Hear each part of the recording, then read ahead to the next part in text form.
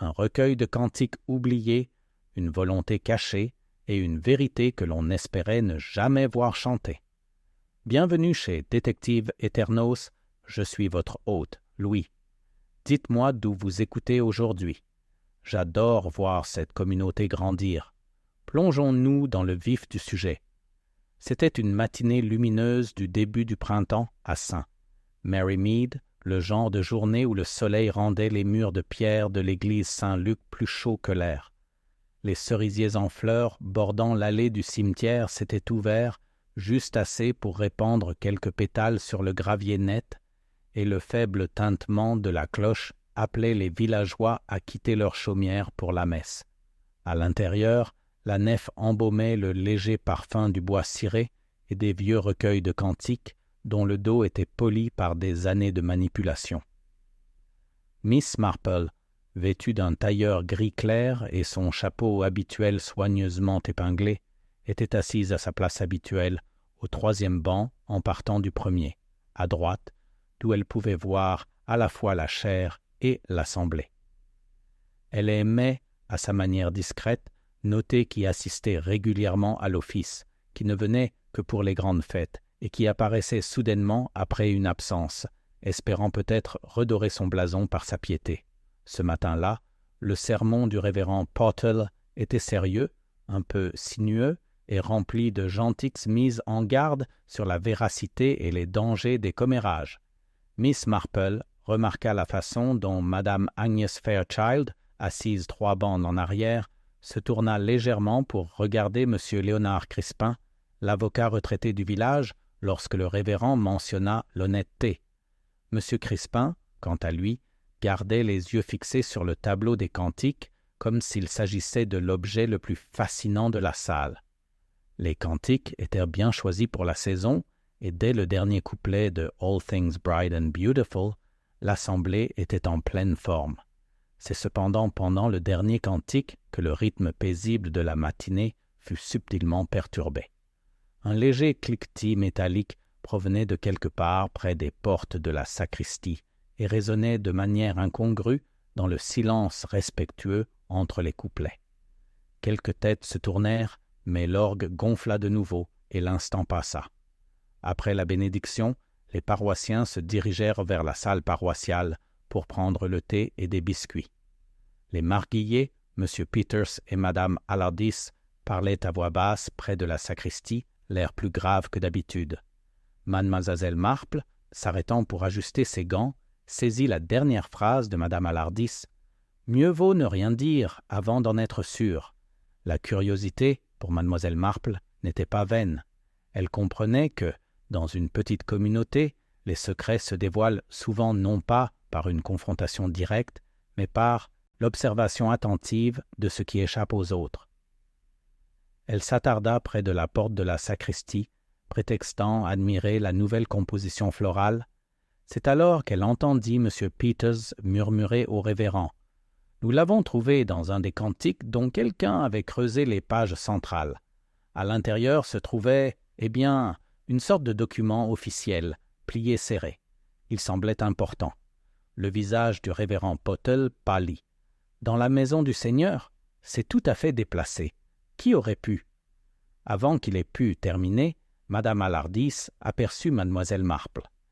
Elle lui adressa un sourire éclatant, un peu trop rapide, et dit « De jolies fleurs cette semaine, n'est-ce pas, Jane ?»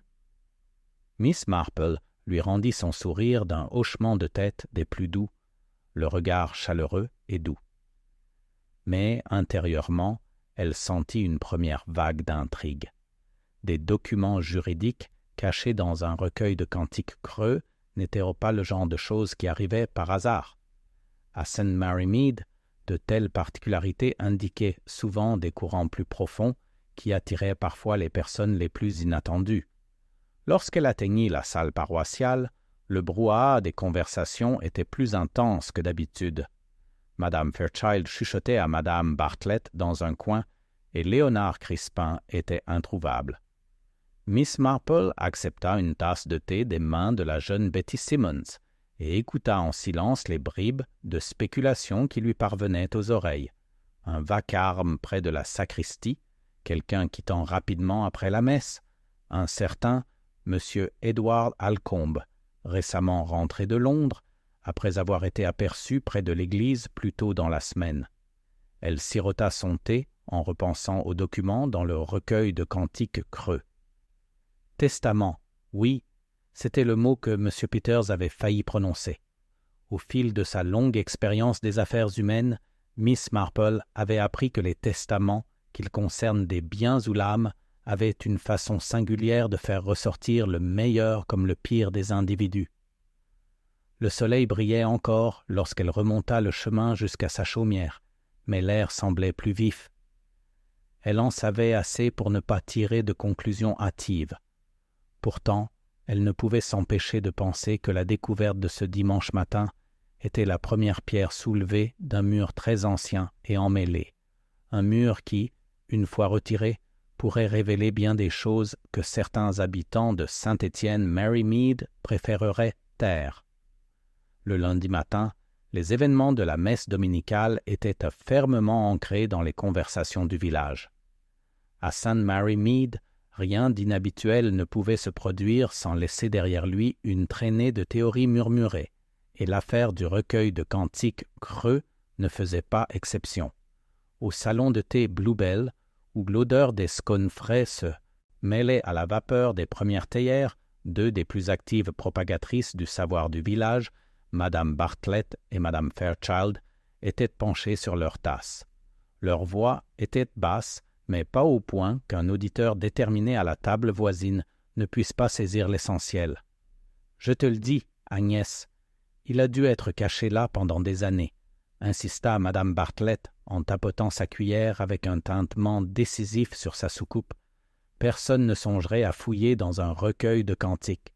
Plutôt malin, à mon avis. » Madame Fairchild, avec l'autosatisfaction de quelqu'un qui possède une précieuse trouvaille, secoua la tête.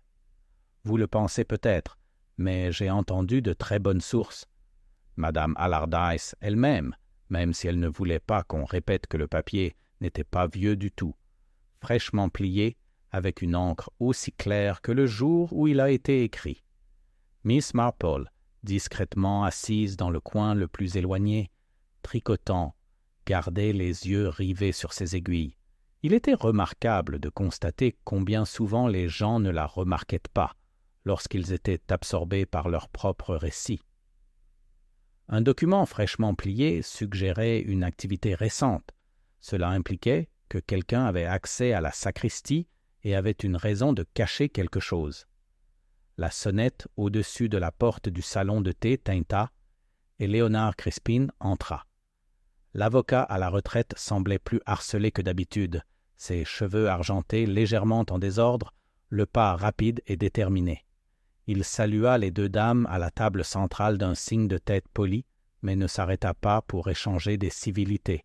Au lieu de cela, il s'approcha de Madame Parsons derrière le comptoir, demanda un pot d'assam et s'assit à l'autre bout de la pièce. Miss Marple ne manqua pas la façon dont Madame Fairchild le suivit du regard, ni la légère moue de Madame Bartlett, comme si elle avait été privée d'une occasion idéale de le piquer de questions. Crispin ne quittait pas des yeux le journal plié devant lui, mais il ne pouvait dissimuler la raideur de ses épaules. Lorsque Miss Marple se leva pour partir, elle passa près de sa table. « Bonjour, Monsieur Crispin, » dit-elle avec un hochement de tête aimable. « J'espère que vous avez trouvé le service d'hier à votre goût. » Crispin leva les yeux, surpris, comme tiré brusquement de ses pensées. « Ah, Miss Marple, oui, tout à fait. J'avoue que j'avais l'esprit ailleurs. Des questions administratives. » Son expression exprimait une légère sympathie. « Ce genre de choses a tendance à nous assaillir aux moments les plus inopportuns, » dit-elle doucement avant de poursuivre son chemin. Son regard s'attarda un instant sur elle, tandis qu'elle partait, se demandant peut-être si ses paroles n'avaient pas une signification plus profonde. De retour à son cottage, Miss Marple prend son thé dans le petit salon où les rideaux de dentelle tamise de chat, lumière matinale d'une douce lueur. Elle repensa, dans le calme et l'intimité de son esprit, à ce qu'elle savait jusqu'alors. un recueil de cantiques creux. Un document le serait probablement, si l'on en croyait le lapsus de M. Peters, de l'encre fraîche, et une sacristie à laquelle seules certaines personnes avaient régulièrement accès. Sa liste, jusqu'ici, comprenait le révérend Pottle, les marguilliers, l'organisme et peut-être le nettoyeur. Il y avait peut-être d'autres bénévoles enthousiastes, des aides occasionnelles, ou ceux qui avaient les clés pour des raisons depuis longtemps oubliées. Cette pensée lui rappela Madame Witherby, qui avait autrefois conservé la clé de la sacristie pendant une année entière après avoir cessé de composer des fleurs, simplement parce que personne n'avait pensé à la lui redemander. En milieu d'après-midi, une pluie fine s'était mise à tomber, éclaboussant l'étroit chemin qui menait à la place du village. Mademoiselle Marple alla chercher son imperméable et décida d'aller au presbytère. Elle avait, se dit-elle, une raison parfaitement légitime, un petit bouquet de bruyères blanches qu'elle avait promis à la femme du révérend pour leur cheminée. Madame Pottle l'accueillit chaleureusement à la porte et la conduisit dans le salon au fauteuil légèrement usé et à l'odeur réconfortante de cire d'abeille. « Très gentil à vous d'apporter ça, Jane, » dit-elle en acceptant la bruyère. « Quel réconfort par une journée maussade. » Le révérend les rejoignit un instant plus tard, le front légèrement froncé. « Ah, mademoiselle Marple. Good. Passez. J'espère que la pluie ne vous a pas trop frappé. »« Pas du tout, » répondit-elle en s'installant dans le fauteuil près du feu. « En fait, j'aime bien la pluie quand je suis habillée convenablement. Ça donne une raison de s'attarder à l'intérieur. » Elles parlèrent un moment de la fête paroissiale, des réparations du toit et de la fâcheuse tendance de l'orgue à siffler par temps humides. Mademoiselle Marple, avec sa légèreté habituelle, orienta la conversation avec une grande douceur vers les événements de dimanche. « J'imagine, » dit-elle doucement, « que cela a dû être une surprise de trouver quelque chose d'aussi inhabituel caché dans un recueil de cantiques. » Le révérend échangea un rapide coup d'œil avec sa femme avant de répondre. « En effet, je ne suis pas autorisé à en discuter les détails, vous comprenez, mais cela a quelque peu perturbé les choses. Madame Pottle, peut-être moins tenue par la discrétion cléricale, ajouta « J'espère vraiment que ce n'est rien de grave. » M. Peters a pourtant dit que cela ressemblait à un testament. Si c'est le cas, j'imagine que ce doit être important et que quelqu'un doit s'inquiéter de son sort. Le sac à tricot de Mademoiselle Marple était à ses pieds et elle se pencha pour récupérer une pelote de laine tombée. « Oh, je suppose que c'est vrai, » dit-elle d'une voix si douce qu'on pourrait presque la prendre pour une conversation oiseuse. Les testaments ont le don de faire sortir les gens du bois, surtout ceux qui estiment qu'on aurait dû les honorer plus généreusement. Le révérend esquissa un sourire ironique. La nature humaine, Miss Marple, est immuable. Elle quitta le presbytère peu après, l'esprit repensant à cet échange. Si le testament, ou quel que soit le document, y avait été déposé récemment, sa découverte était soit délibérée, soit le fruit d'une imprudence. Et l'imprudence en pareille matière semblait improbable. Ce soir-là, tandis que la pluie continuait de claquer doucement contre les fenêtres, Miss Marple était assise près de l'âtre, son tricot posé. Elle repensa au malaise de M. Crispin, au regard vigilant de Mme Fairchild et à la prudence du révérend. Elle avait le sentiment croissant que le document était plus qu'une curiosité juridique, c'était un catalyseur. Et à saint. Mary Mead, lorsque les courants anciens étaient agités, il ne fallait jamais longtemps pour que quelque chose ou quelqu'un refasse surface. Mardi matin, la pluie avait laissé place à un soleil pâle et humide, de ceux qui font scintiller les haies, mais laissent l'air encore lourd d'humidité. Le chemin devant le cottage de Miss Marple était silencieux, à l'exception du grondement occasionnel d'un chariot de livraison se dirigeant vers la rue principale. Elle était dans le jardin, s'occupant d'un carré de tulipes précoces, lorsqu'elle entendit le murmure des conversations s'élever du portail. Deux silhouettes se tenaient là. Madame Bryce Ridley, emmitouflé dans son habituel manteau de tweed, et M. Fletcher, le maître de poste.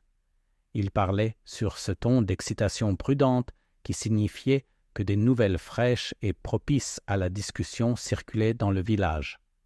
Au matin, Mademoiselle Marple, appelée Madame Price Ridley, s'appuyait sur son parapluie comme une canne. « Vous en avez entendu parler ?» Edward Alcombe est de retour au village. Miss Marple se redressa lentement, époussetant la terre de ses gants. Mais moi, pas moi. Il est absent depuis un bon bout de temps, n'est-ce pas? 4 ans, à peu près, précisa M. Fletcher en déplaçant le sac postal sur son épaule. Londres, surtout. Mais il est ici, maintenant, logé chez les Alcombe. Je suis arrivé tard hier soir. Les yeux de Madame Price Ridley brillaient. Et vous savez ce qu'on dit, le testament de son oncle n'a jamais été correctement réglé. Il s'agissait d'un litige d'héritage, ce qui laisse à penser à ce qui se passait à l'église dimanche, n'est-ce pas?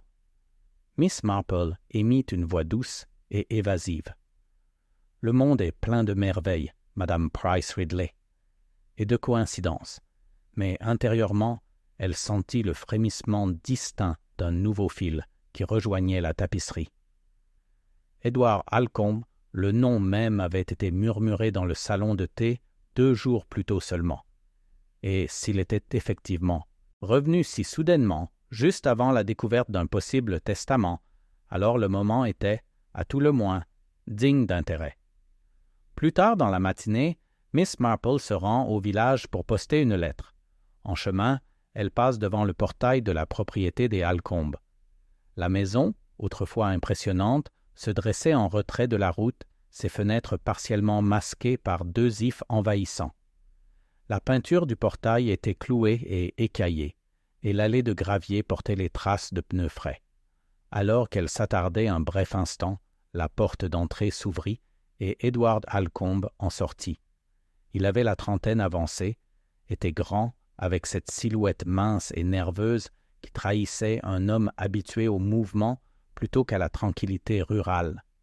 Ses cheveux noirs étaient parsemés de mèches grises précoces, et son regard perçant et scrutateur se posa presque immédiatement sur elle. « Miss Marple, n'est-ce pas ?» dit-il en se dirigeant vers le portail d'un pas rapide et résolu. « Je me souviens de vous il y a des années. Vous connaissiez plutôt bien ma tante. » Elle sourit poliment. « Moi aussi, en effet. Votre tante adorait les lilas et m'envoya un jour une magnifique bouture. » Il lui rendit son sourire, mais il n'atteignit pas son regard. « Je commence à peine à me familiariser avec les lieux. J'ai besoin de travail, comme vous pouvez le constater. Mais bon, mieux vaut être ici qu'à Londres ces temps-ci. Moins compliqué. » Miss Marple incline légèrement la tête. « Les complications ont tendance à vous suivre, Monsieur Alcombe, où que vous alliez. » Il émit un petit rire, bien que quelque chose de réservé dans le son. « Tout à fait. Bon, je dois être en train de voir des choses. » Il inclina la tête en guise d'adieu et se retourna vers la maison, d'un pas vif, presque précipité. Tandis qu'elle continuait dans la rue principale, Miss Marple repensa à cette rencontre. Ses manières avaient été polies, mais derrière elle, elle sentait une tension sous-jacente de vigilance qui suggérait qu'il prenait en compte tous ceux qu'il croisait. La rue principale était animée en ce matin de semaine. Madame Allardyce se tenait devant l'épicerie, un panier au bras, parlant à voix basse mais animée à la jeune Sally Linton, qui s'efforçait de paraître attentive tout en jetant un coup d'œil vers la vitrine de la boulangerie. Miss Marple entendit juste assez de leurs paroles pour entendre la sacristie et le tiroir verrouillé. À l'intérieur du bureau de poste, M. Fletcher triait des enveloppes en piles bien nettes. « Bonjour, Miss Marple. Une lettre pour Londres? »« Oui, pour mon neveu, » répondit-elle en la faisant glisser sur le comptoir. « Je pense qu'elle partira par le train de l'après-midi? »« C'est vrai, » dit-il en tamponnant vivement. Puis, baissant la voix, « Vous avez entendu parler de Alcombe? Étrange affaire, qu'il apparaisse maintenant, On raconte que le papier qu'on a trouvé pourrait être le testament de son oncle, et s'il le nomme, eh bien, il y a un joli bout de terrain en jeu. Miss Marple accepta sa monnaie d'un hochement de tête serein. Il faut se méfier des dires, monsieur Fletcher. Les faits sont parfois moins complaisants que les ragots.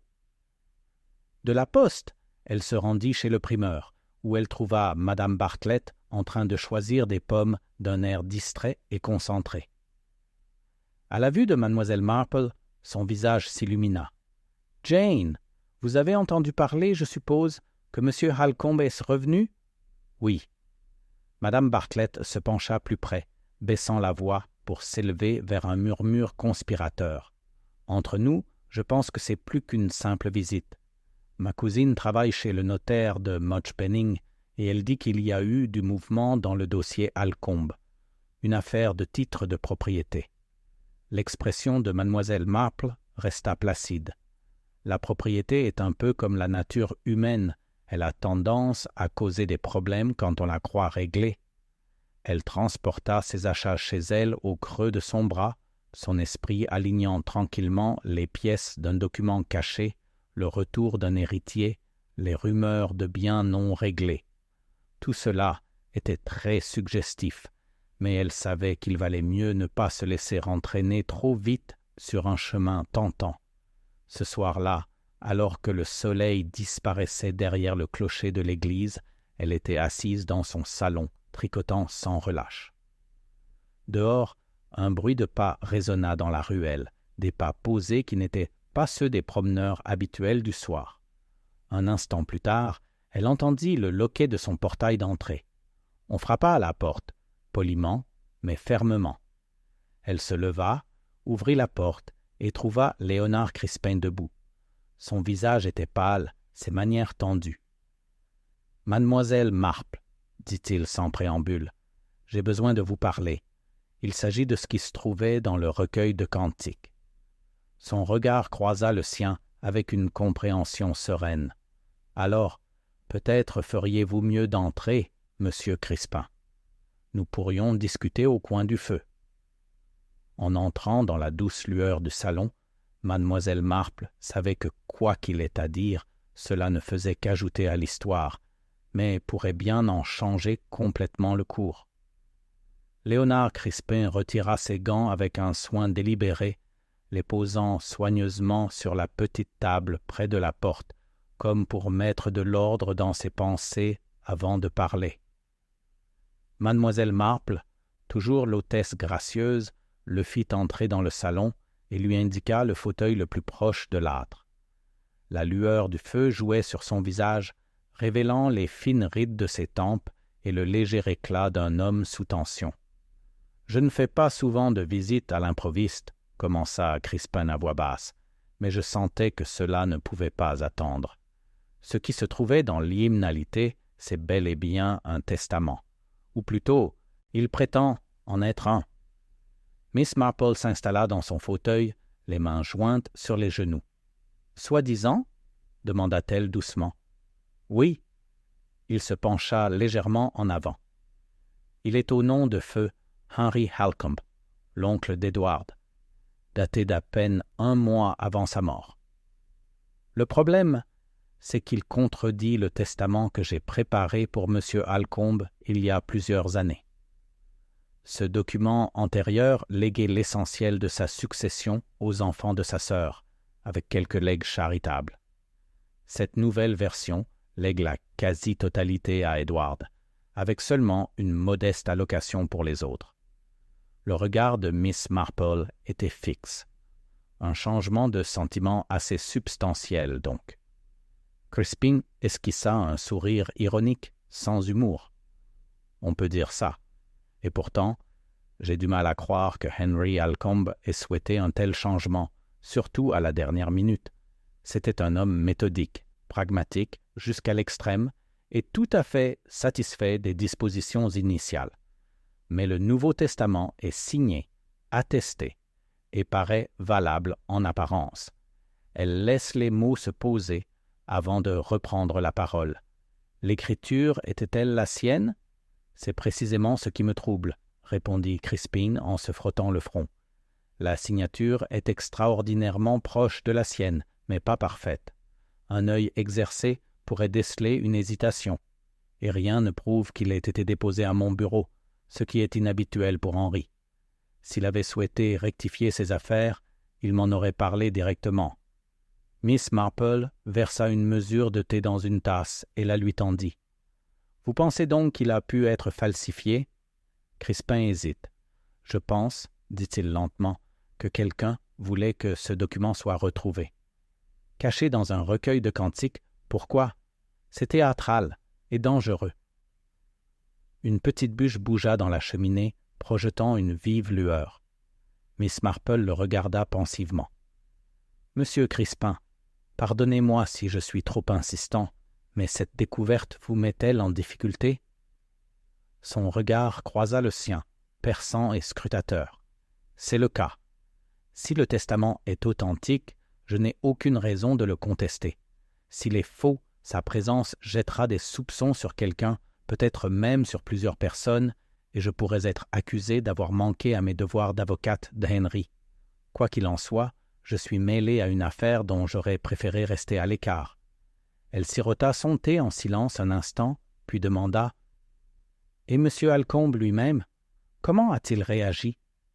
Crispin laissa échapper un rire bref et sans joie. Il prétend n'en rien savoir. Il se dit aussi surpris que quiconque. Édouard n'est pas du genre à exprimer ouvertement ses sentiments. On pourrait recevoir de lui des nouvelles de la plus haute importance. Il garderait son expression habituelle. Miss Marple considéra cela avec un léger hochement de tête. Elle avait remarqué que certains hommes cultivaient une apparence impénétrable, non par force, mais par habitude, et parfois par nécessité. Lorsque Crispin prit congé, la soirée s'était plongée dans une obscurité profonde et étoilée. Elle l'accompagne jusqu'à la porte, l'air frais emportant le son lointain d'un chien aboyant quelque part près du pré. « Monsieur Crispin, dit-elle doucement avant qu'il ne sorte, les documents, comme les vérités, ont tendance à surgir au bon moment ou au mauvais. Si celui-ci était destiné à être vu, la question est, pourquoi maintenant ?» Il inclina la tête, l'ombre d'inquiétude encore gravée sur son visage, et poursuivit son chemin. Restée seule, Miss Marple retourna à sa chaise, rapprochant son tricot. Le cliquetis rythmé des aiguilles l'aide à réfléchir. Le moment de l'arrivée d'Edward, la soudaine apparition d'un testament contesté et la manière délibérée de le dissimuler indiquaient un dessein délibéré. Mais dans quel but? Le lendemain matin, une autre petite ondulation apparut. Alors qu'elle achetait du pain à la boulangerie de Madame Cleave, Miss Marple entendit la jeune Betty Simmons raconter à une amie qu'elle avait vu M. Alcombe près de la sacristie de l'église le jeudi précédant la découverte.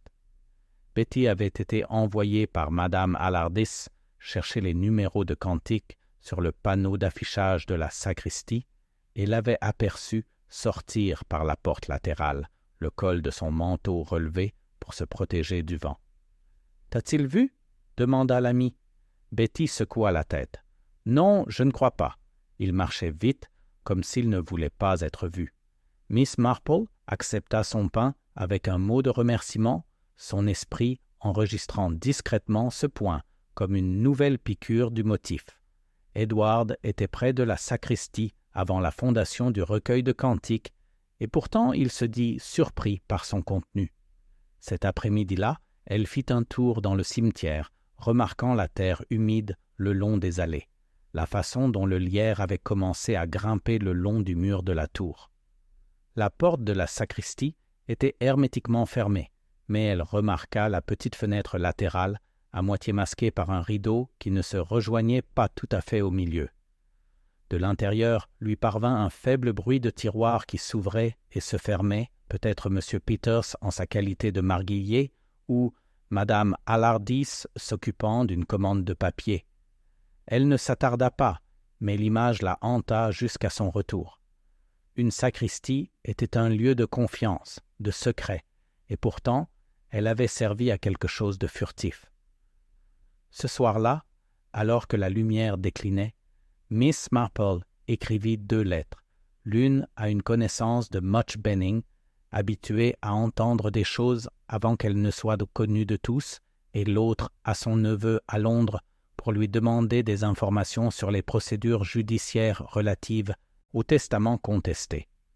Elle prit soin de formuler les 2 lettres en des termes anodins pour le lecteur non averti.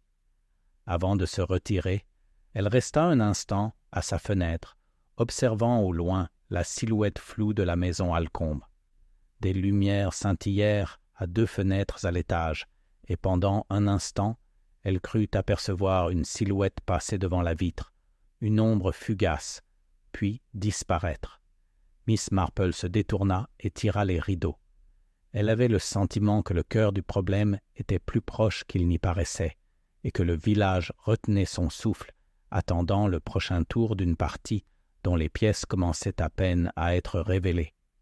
Jeudi matin, le village avait déplacé son concentré, du mystère du recueil de cantiques creux au bazar de l'église à venir, du moins en apparence. À St. Mary Mead, de tels événements n'étaient jamais purement mondains. C'étaient des arènes où rivalités anciennes, ressentiments mineurs et subtils jeux de pouvoir se déroulaient sous couvert de composition florale ou d'organisation de tombola. Miss Marple, qui avait assisté à plus de bazars qu'elle ne pouvait en compter, savait que c'était précisément le genre d'occasion où l'information avait tendance à faire surface. Avec la moitié du village impliquée et l'autre moitié présente, les conversations dérivent entre les stands avec la facilité des volutes de fumée s'échappant d'un âtre. La salle paroissiale était déjà animée à son arrivée. Madame Allardis se tenait au fond, supervisant la disposition des gâteaux avec une précision militaire, tandis que M. Peters se débattait avec une table à tréteaux pliante qui refusait de rester à niveau. L'odeur des scones frais se mêlait au léger parfum de cire d'abeilles du parquet ciré. Miss Marple avançait lentement dans le couloir, s'arrêtant de temps à autre pour admirer le travail de la table d'artisanat ou pour commenter l'éponge particulièrement fine que Madame Bartlett avait offerte. C'est au stand de bric-à-brac, cependant, qu'elle se retrouva à portée de voix d'une discussion plus animée. 2 jeunes femmes, Sally Linton et Margaret Hedges, se penchaient l'une vers l'autre au-dessus d'une boîte de porcelaine ancienne. Sally parlait d'une voix basse et pressante. « Je l'ai revu hier soir près du presbytère. Il se tenait là, le regard fixé sur la fenêtre de la sacristie. Et quand il m'a aperçu, il s'est détourné brusquement et a suivi le chemin. » Margaret fronça les sourcils. « Êtes-vous certaine que c'était Edward Halcombe ?» Sally eut un petit rire. « Je ne risque pas de le confondre. Grand, brun, avec ce regard qui donne l'impression qu'il est toujours en train d'évaluer les gens. Je ne sais pas ce qu'il fait, mais c'est étrange. » Miss Marple examina une théière en porcelaine ébréchée, l'air absorbé, même si ses oreilles ne manquaient rien de l'échange.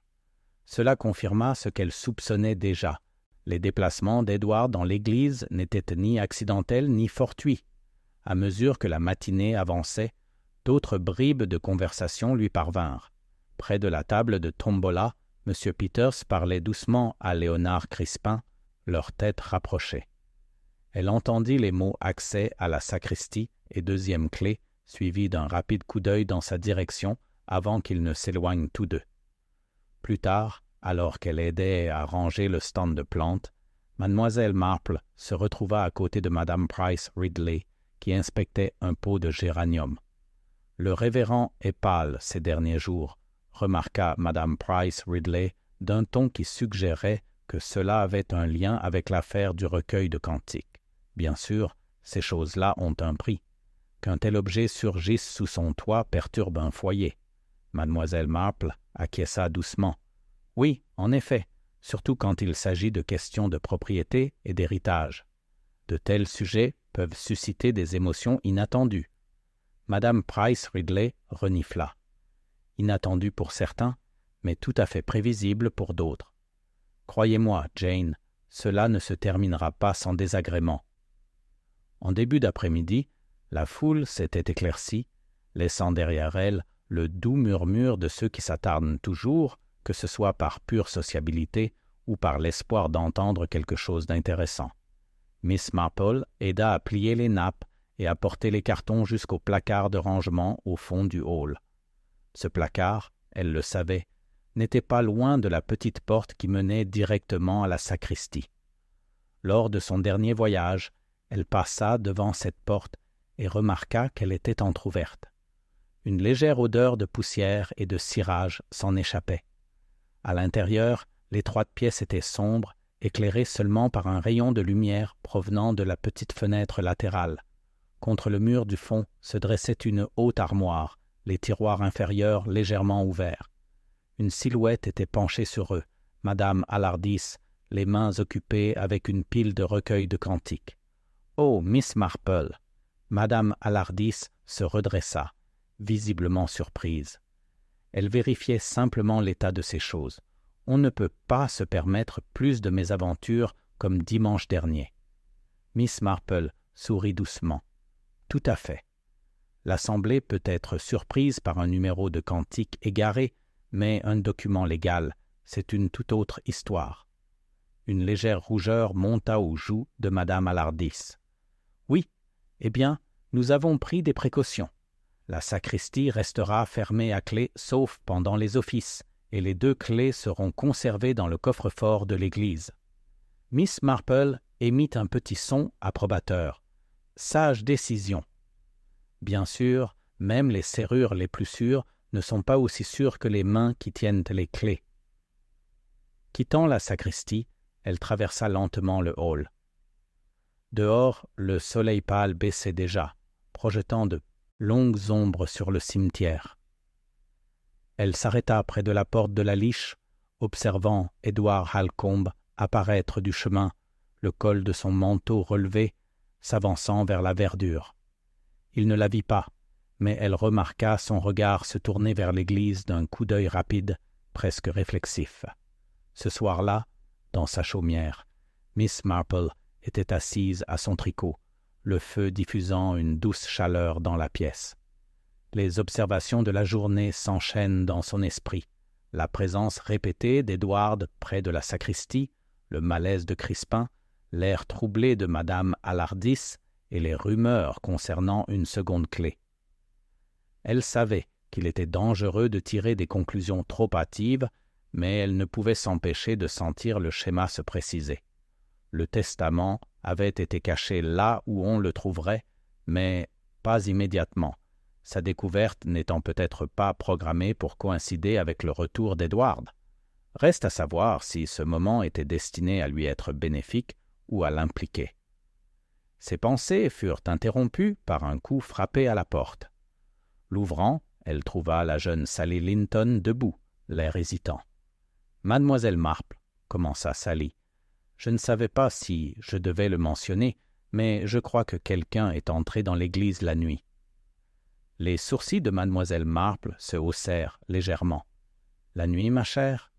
C'est inhabituel. » Sally hocha vivement la tête. « Il y a 2 nuits, alors que je revenais après avoir aidé Madame Parsons à faire sa lessive, j'ai vu une lumière à la fenêtre de la sacristie, l'espace d'un instant, comme si une lampe était allumée. Puis, tout s'éteignit. Miss Marple la regarda avec bienveillance.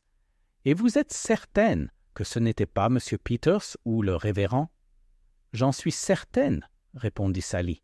« Il était trop tard pour eux. Et puis, j'ai vu une ombre passer devant la fenêtre. Ce n'était pas une silhouette d'homme, mais plutôt une silhouette de femme. » Miss Marple la remercia et la congédia, fermant la porte d'un air pensif.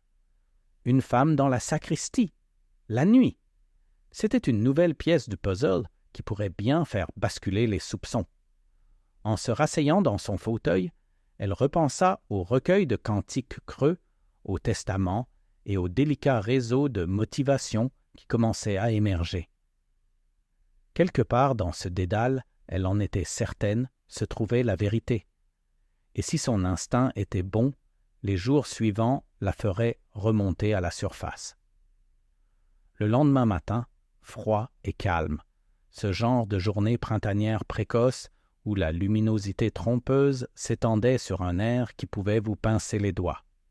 Miss Marple avait passé une partie de la matinée à écrire un mot à Madame Witherby au sujet de son abonnement au club de jardinage et un autre à son neveu Raymond, mais ses pensées étaient fixées non pas sur l'horticulture ou les nouvelles de la famille, mais sur l'énigme qui s'était installée depuis la messe de dimanche.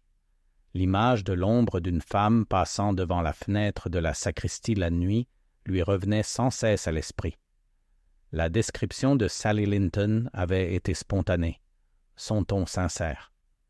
Le fait qu'il s'agisse d'une femme était particulièrement intéressant, car jusqu'à présent, une grande partie des soupçons murmurés du village s'étaient reportés sur Edward Alcombe.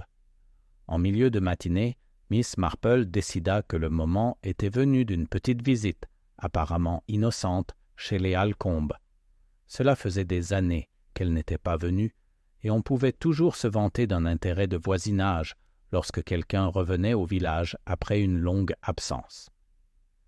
La propriété Alcombe se trouvait à l'extrémité du village, là où le chemin se rétrécissait et plongeait avant de s'élever vers une crête boisée.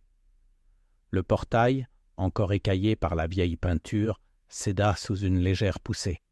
En remontant l'allée de gravier, elle remarqua qu'on avait fait quelques efforts pour débarrasser le perron de la mousse, même si les fenêtres portaient une légère trace de négligence.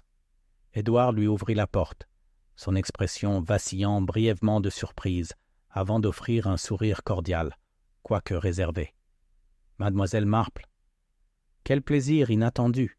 Entrez, je vous prie. » Le hall d'entrée était sombre, lambrissé de bois sombre, avec une horloge de parquet qui tic-tac solennellement dans un coin. Édouard la conduisit dans un salon où les rideaux étaient à moitié tirés malgré l'heure, donnant à l'endroit une atmosphère légèrement voilée. « Je me suis dit que je devrais vous rendre visite pour vous souhaiter la bienvenue à Saint. »« Mary Mead, » dit mademoiselle Marple en ôtant ses gants. « Cela fait bien des années que je n'ai pas vu cette pièce. Je crois que votre tante était encore en vie à cette époque et elle aimait à disposer des fleurs fraîches sur cette table. » Edward suivit son regard jusqu'à une petite table d'appoint, désormais vide, à l'exception d'une pile de journaux. « Oui, ma tante avait gardé certaines habitudes. Je crains de ne pas être très doué pour les compositions florales. » Ils parlèrent un moment du village, de l'état des routes et des travaux de rénovation de la rue principale. Édouard répondit poliment, mais il y avait une pointe de distraction sous-jacente, comme s'il avait l'esprit ailleurs. Finalement, Miss Marple remarqua, de son ton le plus conversationnel: « J'imagine que vous avez trouvé beaucoup de choses à mettre en ordre depuis votre retour. Les successions ont tendance à se compliquer avec le temps. » Son regard croisa brièvement le sien avant de s'éloigner. « C'est bien vrai. Je trie des papiers, certains de mon oncle, d'autres laissés par la famille bien avant lui. C'est une tâche fastidieuse. La paperasse peut être révélatrice, dit-elle doucement. Parfois, elle nous révèle non seulement ce que les gens ont laissé derrière eux, mais aussi ce qu'ils auraient souhaité que les autres ne voient jamais. » Edward laissa échapper un léger rire sec. « Vous avez toujours eu une façon de présenter les choses, Miss Marple. » Elle sirota le thé qu'il lui avait servi, laissant s'installer un court silence. Durant ce silence, son regard parcourut, sans le vouloir, la pièce, le bureau dans un coin avec son tiroir entr'ouvert, une liasse d'enveloppes qui découpait le contour flou d'un carré sur le papier peint où un tableau avait été accroché et, plus curieux encore, un porte-document en cuir usé posé sur la cheminée. Au bout d'un moment, elle se leva, le remerciant pour le thé et espérant qu'il se sentirait bientôt bien installé. Edward l'escorte jusqu'à la porte, courtois mais empreint d'une certaine impatience, comme soulagé que la visite touche à sa fin. En traversant le village, Miss Marple réfléchit à ce qu'elle avait vu. Le porte-document pouvait être un simple réceptacle pour les papiers de la maison, ou bien il pouvait contenir quelque chose de bien plus significatif. Et la façon dont Edward avait évité son regard en discutant du domaine était le genre de choses qu'elle n'oubliait jamais. Dans l'après-midi, elle rend une brève visite à Madame Alardis, lui apportant un pot de sa propre confiture de coin. Madame Alardis était dans sa cuisine, préparant une pâtisserie, les mains saupoudrées de farine. « Quelle belle surprise !» dit Madame Alardis en s'essuyant les mains sur son tablier. « Asseyez-vous, Jane. J'imagine que vous avez entendu dire que la clé de la sacristie a encore disparu. » Miss Marple haussa les sourcils, légèrement inquiète. « Encore? Je croyais qu'elle était désormais dans le coffre. Elle y est, ou devrait y être. Mais hier matin, elle n'y était plus. Monsieur Peters jure qu'il ne l'a pas déplacée, et moi non plus. Nous l'avons retrouvée dans le coffre ce soir, mais elle n'y était plus quand nous avons regardé plus tôt. »« C'est assez étrange, » murmura Miss Marple. « On se demande qui a bien pu l'enlever et pourquoi on la lui a rendue. » Madame Alardis baissa la voix. « Entre nous, je crois que quelqu'un est entré dans la sacristie plus d'une fois depuis dimanche. J'ai remarqué des recueils de cantiques légèrement déplacés et quelques papiers traînés. » Le regard de Miss Marple était pensif. Il se peut que celui qui avait déposé le document là s'inquiète de sa sécurité. De retour chez elle, elle trouva une lettre sur la table d'entrée. Elle provenait d'une de ses connaissances de Mosh Benning, écrite de la main soignée de quelqu'un qui prenait soin des mots et de l'encre. Elle la lut près du feu, les yeux légèrement plissés en arrivant à la fin. Selon son ami, on avait effectivement parlé au cabinet du notaire de Mosh Benning de la succession Alcombe et notamment de l'existence d'un second testament dont personne n'avait jamais pu obtenir la production. Le testament le plus ancien avait été établi sans contestation, même si certains avaient murmuré, même à l'époque, qu'Edward avait reçu moins que prévu. Miss Marple plia soigneusement la lettre et la mit de côté. Le motif se précisait, mais il manquait encore des points, notamment l'identité de la femme qui se trouvait dans la sacristie le soir. Ce soir-là, alors qu'elle préparait un dîner léger, elle entendit des pas précipités dans le chemin. Regardant discrètement derrière le rideau, elle vit Léonard Crispin passer à grands pas, son manteau boutonné pour se protéger du froid, le visage figé par la détermination. Il portait sous le bras ce qui ressemblait à une liasse de papier enveloppée de toile cirée. Miss Marple laissa retomber le rideau. Si M. Crispin déplaçait des papiers après la tombée de la nuit, l'affaire du testament était loin d'être réglée, et, soupçonnait-elle, le secret se resserrait de telle sorte qu'il allait bientôt révéler des vérités cachées. Le vendredi soir, un vent vif fit vibrer les branches nues du chemin et fit balancer l'enseigne du salon de thé Bluebell à sa chaîne. Miss Marple, qui avait passé une grande partie de la journée tranquillement dans son cottage, décida qu'une promenade jusqu'au presbytère pourrait s'avérer nécessaire. Elle avait l'intention de rendre un livre à Madame Pottle. Elle avait écrit un modeste ouvrage sur les fleurs sauvages anglaises, mais elle sentait aussi que le révérend et sa femme étaient peut-être d'humeur à discuter, ce qui était souvent le moment où des détails utiles se glissaient au grand jour. Le presbytère se dressait dans sa dignité habituelle, à côté de l'église, ses vitraux luisant chaleureusement dans le crépuscule. Madame Pottle l'accueillit d'un joyeux cri, soulagée d'avoir de la compagnie par une nuit si fraîche. Le salon était douillet, le feu bien allumé, et une légère odeur de cire à la lavande flottait dans l'air. Le révérend était assis à son bureau, parcourant ses notes pour le sermon du dimanche, mais il se leva aussitôt pour la saluer. « Mademoiselle Marple, quel plaisir !» dit-il chaleureusement. « Nous prenions juste une tasse de thé. Voulez-vous vous joindre à nous ?» Elle accepta et s'installa dans un fauteuil pendant que Madame Pottle versait le contenu du pot.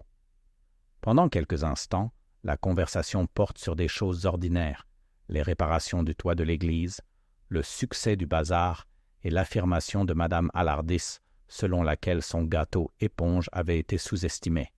Ce fut le révérend qui finit par orienter la conversation, peut-être sans s'en rendre compte, vers le sujet qui, discrètement, occupait une grande partie de l'attention du village. « J'aurais vraiment aimé que la sacristie ne soit pas devenu le centre d'une telle attention, dit-il, une pointe de lassitude dans la voix. C'est censé être un lieu d'ordre et de sainteté, pas de spéculation. Miss Marple sirota son thé. « Tout à fait, révérend. Pourtant, parfois, de tels lieux deviennent des points de mire lorsque les affaires humaines s'y mêlent. On se demandera toujours comment un tel document a pu se retrouver là. » Madame Pottle jeta un coup d'œil à son mari, puis de nouveau à Miss Marple.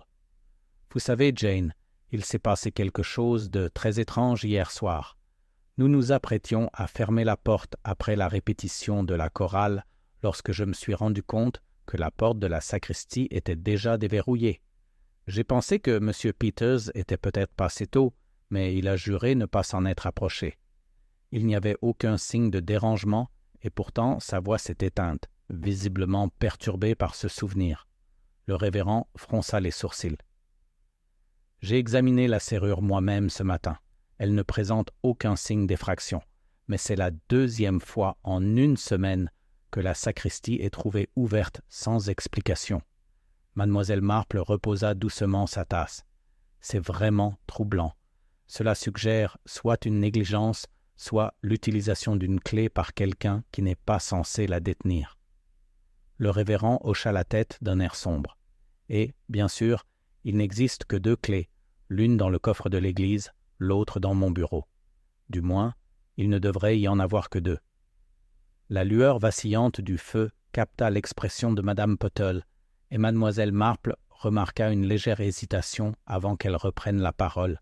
« Je me suis parfois demandé, dit prudemment Madame Pottle, si Madame Alardis n'avait pas fait une copie il y a quelques années, non pas dans un but malhonnête, mais simplement par précaution.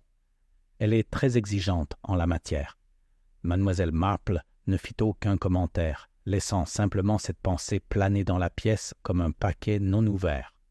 Leur conversation dériva vers d'autres sujets, mais, tandis qu'elle prenait congé, Mademoiselle Marple rassemblait déjà ses nouveaux détails en fonction de ce qu'elle avait appris plus tôt dans la semaine. Une porte de sacristie trouvée déverrouillée 2 fois. L'ombre d'une femme y est visible la nuit. Et maintenant, l'idée d'une 3e clé pourrait exister. Le vent s'était levé lorsqu'elle retourna dans le chemin, emportant avec lui le faible carillon de l'horloge de l'église qui sonnait 8 heures. Le carré de lumière à la fenêtre de la sacristie était maintenant sombre, mais elle se surprit à y jeter un coup d'œil. En rentrant chez elle, elle passe devant la maison de Léonard Crispin. Une faible lueur provenait de la fenêtre de son bureau, et à travers les fins rideaux, elle distinguait la silhouette d'un homme penché sur son bureau. Il y eut peut-être un mouvement des papiers qu'il trottait, mais elle ne ralentit pas le pas. Elle savait bien que parfois, le meilleur moyen d'apprendre était de ne pas s'immiscer, mais de laisser les gens se croire invisibles. Le lendemain matin, un autre petit événement survient. Alors que Miss Marple taillait un rosier, la jeune Sally Linton apparut à son portail. L'air légèrement troublé, elle serrait contre elle un petit paquet enveloppé dans du papier Kraft. « J'ai pensé que vous devriez voir ceci, Miss Marple, » dit Sally en baissant la voix. « Je l'ai trouvé près du chemin derrière l'église hier soir. Je revenais de chez Madame Parsons et il traînait là, sous la haie. » Miss Marple prend le paquet et dénoua la ficelle. À l'intérieur se trouvait une simple feuille de papier pliée en 3. Elle l'ouvrit et découvrit ce qui semblait être une liste de noms et de chiffres dactylographiés, soigneusement alignés. Certains étaient familiers. Madame Alardis, M. Peters, Edward Halcombe. D'autres l'étaient moins. « Qu'en pensez-vous » demanda Sally. Miss Marple l'examina un instant. On dirait une sorte de comptabilité. Des montants sont inscrits à côté de chaque nom, mais je ne peux pas encore dire s'il s'agissait de paiements effectués ou attendus. Sally fronça les sourcils. « Pensez-vous que cela ait un rapport avec le testament » Miss Marple replia le papier, le visage indéchiffrable. « C'est possible, ma chère, ou peut-être que cela fait partie de quelque chose de complètement différent, mais qui présente néanmoins un lien inattendu. L'important est qu'il n'était pas destiné à être trouvé sous une haie. » Après le départ de Sally, Miss Marple resta assise, le papier sur ses genoux, à réfléchir. La présence du nom d'Edward à côté de celui des Marguilliers était particulièrement remarquable. Si les chiffres représentaient des sommes d'argent, il pourrait y avoir un lien financier sous-jacent à toute cette affaire, un lien qui expliquerait à la fois la dissimulation du testament et les allées et venues curieuses à la sacristie. Cet après-midi-là, elle rend discrètement visite à M. Peters sous prétexte de lui rendre un recueil de cantiques qu'elle avait emprunté. Sa petite maison sentait légèrement le tabac à pipe et l'encaustique. Tandis qu'ils échangeaient quelques mots polis, son regard s'arrêta sur le petit bureau dans un coin dont les tiroirs étaient soigneusement fermés. Elle lui demanda, comme par hasard, s'il avait jamais entendu parler d'un double de la clé de la sacristie. M. Peters se raidit légèrement avant de répondre. « Pas à ma connaissance, Miss Marple, mais j'ose dire que s'il y en avait un, il aurait été sous la garde de Madame Alardis. Elle est responsable de ses affaires depuis plus longtemps que moi. » Lorsqu'elle quitta sa maison, la lumière de fin d'après-midi déclinait déjà. Le village semblait calme, mais c'était le genre de silence qui bourdonnait sous la surface. Une pause avant le prochain coup. En rentrant chez elle, la liste pliée dans sa poche, Miss Marple sentit les limites de l'énigme se resserrer. Quelque part, parmi les noms inscrits sur cette page, figurait celui de la personne qui avait déclenché toute cette affaire. Et elle soupçonnait que, d'ici peu, il serait contraint de se révéler, qu'il le veuille ou non. Le samedi matin se leva sous un ciel terne et éteint de ceux qui promettent la pluie pour le soir. L'air était lourd d'une odeur de terre humide et une fine brume s'accrochait aux haies tandis que Miss Marple se dirigeait vers la rue principale. Elle avait passé une bonne partie de la nuit à examiner la liste que Sally Linton lui avait apportée. Sa simplicité était trompeuse, chaque nom était accompagné d'un chiffre, aucun n'étant rond, et leur irrégularité m'intriguait. Son premier arrêt fut le bureau de poste, où M. Fletcher était occupé à trier une nouvelle livraison. Il leva les yeux à son entrée. « Bonjour, Miss Marple. Une journée un peu morne, hein? »« En effet, elle l'est, » répondit-elle joyeusement. « Mais j'ai toujours trouvé les journées mornes propices à la réflexion. » Elle posta 2 lettres, dont une à son neveu, lui demandant de discrètes enquêtes sur les transactions financières liées à Edward Halcombe, puis s'attarda un instant, apparemment pour examiner le présentoir de cartes postales. Du coin de l'œil, elle vit M. Fletcher jeter un coup d'œil vers le petit registre où étaient enregistrés les mandats postaux. L'idée lui traversa l'esprit que de tels registres racontaient souvent leur propre histoire. De là, elle se rendit chez l'épicier, où Madame Alardis examinait des pots de marmelade avec une concentration inhabituelle. Le marguillier semblait distrait, et lorsque Mademoiselle Marple la salua, elle lui rendit son sourire un peu trop tard. « J'espère que les préparatifs pour la messe de dimanche sont en cours, » dit doucement Miss Marple. « Oh oui, » répondit Madame Alardis rapidement. « Tout est en ordre, tout à fait en ordre. M. Peters et moi avons examiné les recueils de cantiques hier pour nous assurer qu'aucune autre bizarrerie n'y avait été glissée. » Miss Marple, avec son expression la plus douce, dit « On entend des histoires bizarres. J'ai même entendu parler d'une liste de noms et de montants. Je me demandais si une telle chose avait pu passer entre vos mains. » Les lèvres de Madame Alardis se lancent. « Je ne peux pas dire que j'ai jamais vu une telle liste, Jane.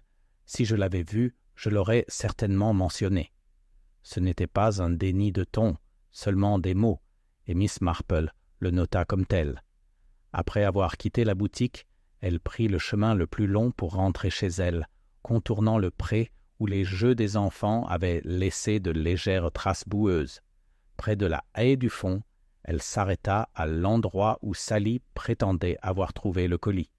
Le sol était légèrement retourné, comme si quelqu'un s'était arrêté là un moment. Un petit morceau de papier ordinaire, non marqué, était coincé parmi les brindilles, peut-être le reste d'un emballage. De retour à son cottage, elle déposa la liste sur la petite table près de la fenêtre. Elle l'examina de nouveau, notant les noms de Madame Allardyce, M. Peters, Edward Halcombe, Léonard Crispin et deux autres, George Sims, un jardinier qui travaillait occasionnellement chez les Halcombe, et Clara Wilton, la sœur de l'organiste. Les montants varient. 72 livres, 10 shillings, 15 livres, 8 shillings, 200 livres, 46 pounds, 3 shillings, 8 livres, 12 shillings et 30 livres, 5 shillings. Ce n'étaient ni des salaires, ni des dons de charité. Pas à ce point-là. Il lui vint à l'esprit que ces sommes irrégulières peuvent représenter des remboursements de dettes réglés discrètement, peut-être, ou des paiements promis pour services rendus. Dans un petit village, les dettes n'étaient pas toujours monétaires. Il s'agissait parfois de faveurs, d'obligations dues et remboursées en nature. Mais celle-ci avait l'apparence de monnaie forte. L'arrivée du facteur interrompit ses pensées. Parmi les lettres se trouvait une brève réponse de sa connaissance de Mosh Benning, écrite d'une écriture hâtive. Concernant votre question, j'ai entendu dire qu'avant sa mort, Henry Halcombe avait retiré plusieurs sommes en espèces de son compte personnel. Les montants varient, certains assez faibles, d'autres substantiels. Aucune trace claire de leur utilisation. Étrange, compte tenu de sa frugalité habituelle. Miss Marple l'a relu 2 fois, son esprit intégrant cette nouvelle pièce au tableau. Si les sommes figurant sur la liste correspondaient ou approchaient de ses retraits, cela pourrait signifier que feu M. Halcombe avait distribué des fonds à ces personnes avant sa mort, ou que quelqu'un d'autre l'avait fait en son nom. Cette réflexion fut interrompue par un coup frappé à la porte. Edward Halcombe se tenait dehors, le col relevé pour se protéger du vent. « J'espère ne pas être indiscret, » commença-t-il. « Je voulais vous remercier d'être venu l'autre jour. Je crains de ne pas avoir été l'hôte le plus accueillant. La situation est instable. N'y pensez pas, » dit chaleureusement mademoiselle Marple en s'écartant pour le laisser entrer. Il refusa le thé, préférant rester près de l'âtre. « Vous avez probablement entendu la moitié du village spéculer à mon sujet. J'imagine que c'est inévitable, mais je dirai ceci, je n'ai rien à voir avec l'inclusion de ce testament dans le recueil de cantiques. Et si vous entendez le contraire, vous savez que ce ne sont que des paroles en l'air. » Mademoiselle Marple incline la tête. Les bavardages peuvent être dangereux, monsieur Halcombe, mais ils en disent souvent plus sur celui qui parle que sur le sujet. Ses yeux se plissèrent brièvement, puis il sourit sans chaleur. Peut-être. Pourtant, je préfère éviter d'en être le sujet. Lorsqu'il partit, elle l'observa par la fenêtre, tandis qu'il descendait la ruelle d'un pas rapide. Il n'avait posé aucune question sur ce qu'elle pouvait savoir et s'était contenté de clamer son innocence. Pour Miss Marple, cela était aussi révélateur que n'importe quel aveu. Dans l'après-midi, elle apporta la liste au bureau de Léonard Crispin, sous prétexte de demander conseil sur une petite affaire de son propre chef. Une fois sur place, elle sortit la feuille pliée et la posa sur son bureau. « Je suis tombée sur ceci, » dit-elle d'un ton léger. Cela me parut curieux. Je me demandais si vous saviez ce que cela représentait. Crispin l'examina un instant, les sourcils froncés. Je n'avais jamais vu ça auparavant, mais ces chiffres ne me sont pas inconnus. Je crois qu'ils correspondent à certaines entrées des relevés bancaires de M. Halcombe, des retraits, mais pas tous de sa main. Il faudrait que je vérifie mes dossiers pour en être sûr. « Bien sûr, » répondit Miss Marple en rassemblant le papier. « Je serais très intéressée de savoir. » En revenant, le vent soufflant sur ses jupes, elle songea que la liste n'était pas une bête errante. Scrappy, c'était une sorte de registre dont l'existence avait été soigneusement dissimulée jusqu'à ce qu'il tombe entre de mauvaises mains. Si la volonté était l'étincelle, la liste pourrait bien être le petit allume-feu, prêt à allumer un feu qui forcerait chaque acteur de ce petit drame à dévoiler son jeu. Et si son instinct était bon, la prochaine ne déplacerait quoi que ce soit. La forme qu'elle prendrait viendrait très bientôt. Dimanche matin, la pluie promise était arrivée pour de bon, transformant les ruelles de St. Mary Mead en un épais filet de boue et dispersant les rares personnes qui s'aventurent dehors sous des parapluies ruisselants. La cloche de l'église sonnait par-dessus le sifflement de la pluie, appelant les fidèles à l'office. Miss Marple, bien emmitouflée dans son imperméable et ses bottes confortables, avançait le long du sentier, le bruit régulier de son parapluie rythmant ses pensées. À l'intérieur de St. Luc, l'air était humide, mêlé d'une odeur de laine mouillée et de cire d'abeille. L'assemblée était moins nombreuse que d'habitude, les plus dévots ou ceux qui ne voulaient pas manquer une occasion d'être vus avaient bravé les intempéries. Madame Allardyce était à son poste près de la porte, saluant chaque arrivée avec une efficacité vive, tandis que M. Peters ajustait les hymnes avec son air habituel d'importance tranquille. Miss Marple se glissa dans son banc habituel, retirant ses gants avec une précision tranquille. Son regard parcourut la nef, remarquant les espaces vides où auraient dû se trouver certains habitués. Edward Halcombe, par exemple, était absent. Clara Wilton, la sœur de l'organiste, dont le nom figurait sur la mystérieuse liste, était également absente. Leur absence lui parut plus qu'une simple coïncidence. L'office se déroula sans incident, même si Miss Marple sentait une certaine agitation dans l'air. À la fin du dernier cantique, le révérend donna la bénédiction, l'air légèrement tendu. Tandis que l'assemblée sortait, la pluie s'était transformée en une fine brume, donnant au cimetière une teinte presque argentée. Madame Allardyce était toujours postée sous le porche, parlant à voix basse à Léonard Crispin, dont le manteau sombre était couvert de gouttes de pluie. Miss Marple ne saisit que les mots sûrs et ne dut pas être là longtemps avant qu'ils ne s'interrompent à son approche. Tous deux la saluèrent avec un sourire un peu trop posé. En route vers la salle paroissiale pour le thé traditionnel, Miss Marple fut arrêtée par la jeune Sally Linton, pâle et mal à l'aise. « Mademoiselle Marple, je pensais que vous devriez le savoir hier soir. J'ai vu quelqu'un entrer à nouveau dans la sacristie. Je n'ai pas pu distinguer qui c'était, mais ils avaient un parapluie et se sont déplacés rapidement. La porte était verrouillée derrière eux. L'expression de mademoiselle Marple restait calme. « Et vous êtes certaine qu'il faisait nuit noire? »« Oui, un peu après 9 heures. Je passais par là, revenant de chez madame Parsons.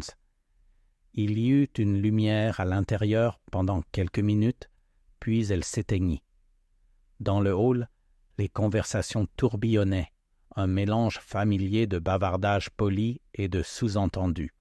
Autour d'un thé et d'un gâteau aux graines, mademoiselle Marple se retrouve à côté de M. Peters, qui beurre un scone avec une attention particulière.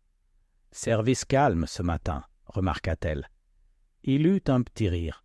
La pluie retient les beaux jours à la maison. Ce n'est pas forcément une mauvaise chose. Il hésita, puis ajouta. « Entre vous et moi, mademoiselle Marple, je serais content que cette histoire de testament soit terminée.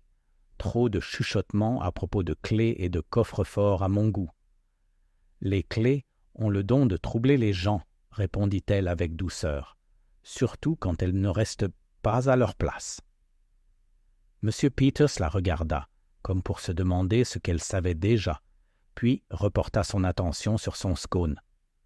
En début d'après-midi, la pluie s'était à nouveau intensifiée, brouillant les contours des chaumières le long du chemin. Miss Marple retourna dans son salon, où le feu lui offrait un refuge chaleureux contre le froid extérieur. Elle ressortit la liste et la posa à côté de son tricot. Le patron était encore incomplet, mais certains fils se resserraient. L'absence d'Edward Halcombe à l'église, celle de Clara Wilton également, les visites répétées à la sacristie le soir, et maintenant l'implication tacite mais claire que quelque chose avait été déplacé dans ou hors du coffre-fort de l'église. Un coup frappé à la porte la sortit de ses pensées. Debout sur le perron, la pluie ruisselant de son chapeau, se tenait George Sims, le jardinier dont le nom figurait également sur la liste. Il semblait mal à l'aise, se balançant d'un pied sur l'autre. « Pardon, Miss Marple, commença-t-il, mais j'ai entendu dire que vous aidiez parfois les gens à démêler les choses. Je suis dans une situation délicate, et je préfère ne pas aller voir la police, sauf en cas de nécessité. « Entrez, monsieur Sims, » dit-elle chaleureusement en l'accompagnant vers le feu. Une fois assis, il fait tourner sa casquette entre ses mains. C'est à propos de monsieur Alcombe. Avant la mort de son oncle, il m'avait donné pas mal d'argent pour faire des travaux à la maison et ne rien dire à personne. Il disait que c'était entre nous. Mais maintenant, les gens posent des questions, et j'ai peur que ça fasse mauvaise impression, comme si je l'avais pris pour autre chose. Le ton de Miss Marple était doux. « Et l'avez-vous pris pour autre chose? »« Non, madame, c'était pour des réparations, comme il l'avait dit.